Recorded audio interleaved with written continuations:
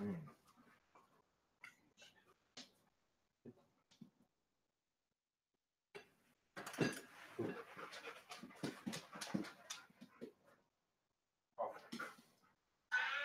Black.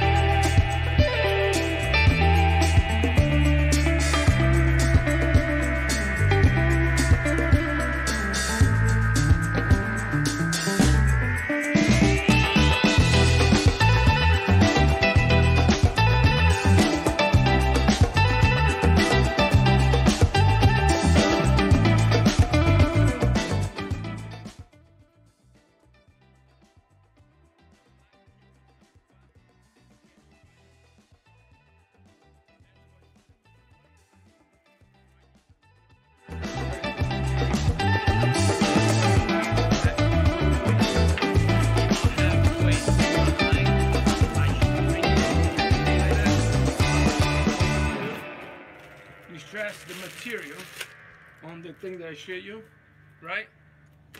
And then when you have no weight, you have two lights, one on the left, another light on the right, with a soft light, a little bit from about 4 feet away from the green screen, right?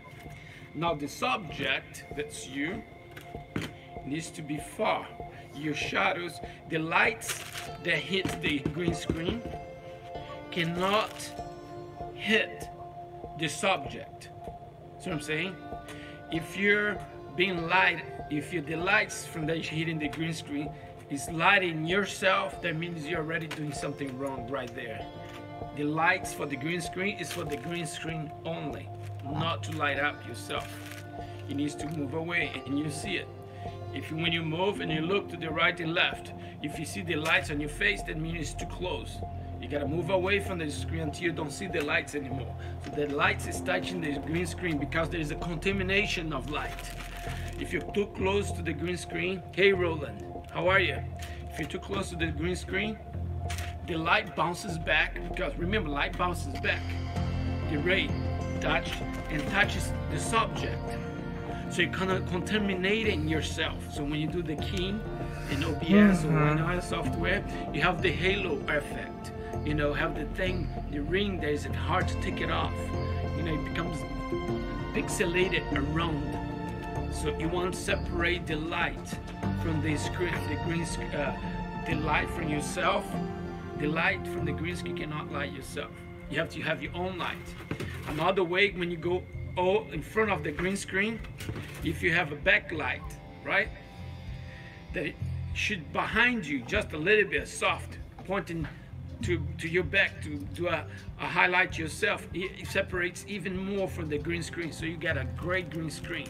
So basically, 2 lights for the green screen. It cannot be one because this area is going to be too bright, the other side is going to be too dark.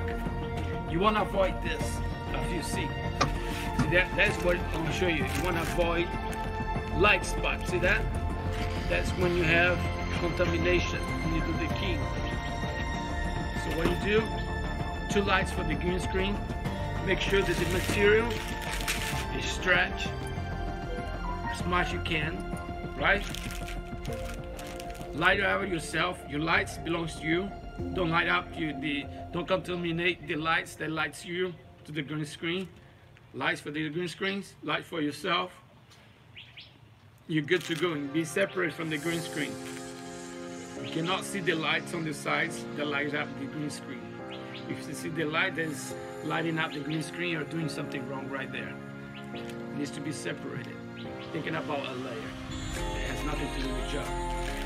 And a lot of people say, is any color good for green screen? No. There is no. Green in computer, right? Green, the reason we use green, sometimes blue. We use blue because sometimes when you use blue, it's because someone is wearing a green dress, but we avoid even green. If somebody has green eyes, you avoid green. You know, use blue. But you use green as much as you possible. Hey, hello, Thomas, Jordan.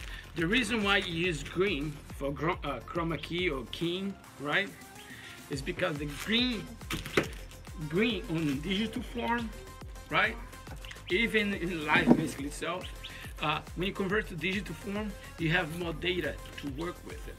You have more, how to say, the highlights between the information, see what I'm saying, between the human skin and to any other color. It has more data to work with it. So the green is the best color to do, how to say, chroma key, because it has more data on the color itself. The green is the only color in all the other colors that has more data. If you look in Photoshop and you look at the color green, it's way high and low, you know, more data. If you read the color red, imagine this, I'll give you an example. Imagine this is green color. When it converts to digital, you have full spectrum of data, right? You get the red color, blue color, you know, it's low. Green, you have more data to deal with it. So that data is used for green screen and many other things. You know, the gum and everything is much better to deal with keying out there. You know, like when you're dealing with software, chroma key. This is why the software defaulted to green. And sometimes we use black. The black is when you use 3D animation, right? You select the black color, right? And the black color is to separate objects when you render, so to avoid halo again. That has to do with, hey Thomas, Jordan, how are you? So I'm explaining this a little bit, and before I was talking about when you get a new drone, what you should do. You know, what's the first thing you do when you get a drone? Learn to fly a drone. You know, learn to, how to say, learn your machine. Learn how to manipulate, you know. Get thumbs up. But this is the thing though. Get a new drone, excited about it. Don't worry about filming. Worry about learning how to control your drone without sensors. Go to a safe place, put markers around places, trying to fly as fast as you can, to stop, you know, learn all the things, learn how to fly very close without sensors. If you can turn it off the sensor, if you can't, you made a mistake there, buying a drone with sensors.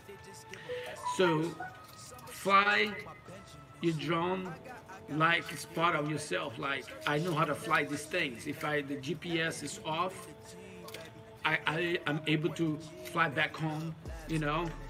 Practice doing that. Go to a place, pretend that you have no GPS, turn around and land it. Keep doing that until you get right. The worst mistake people buy when buy a drone, they buy a drone with sensors. Sensors are not meant for filming at all.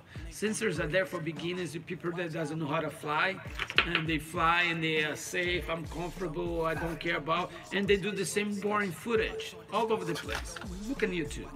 Everything is basically the same thing over and over and over because of sensors. With sensors that doesn't allow you to fly close to things. Like I said, like I give an example over here. Let me see, I can show you an example when you film with a drone, right? Imagine, let me see if I have, I thought I had something here that I can mark. Let me see if I can find something so I can mark so I can show you what I'm talking about.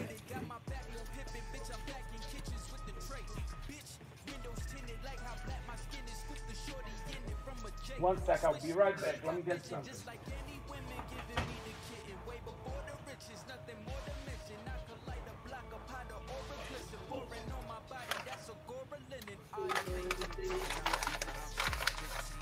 Nee, ik ben er klaar mee, hè.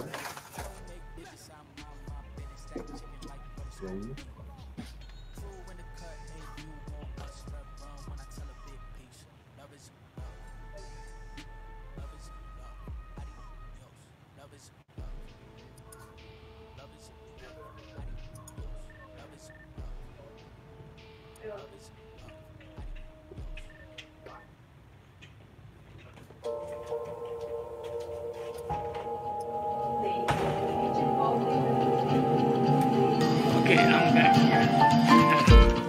I'm like, give you an example when you're flying, right? Marker here, right? See the marker that I put in there? Imagine what I'm showing you. This is what your drone is seeing. This is the marker. I'm put over here a little bit here, so I can get close. This is the marker one, right? You can put that in a tree. And this is the other marker. So it's the distance from there from here is the, see what I'm saying? The distance from here, you gotta calculate.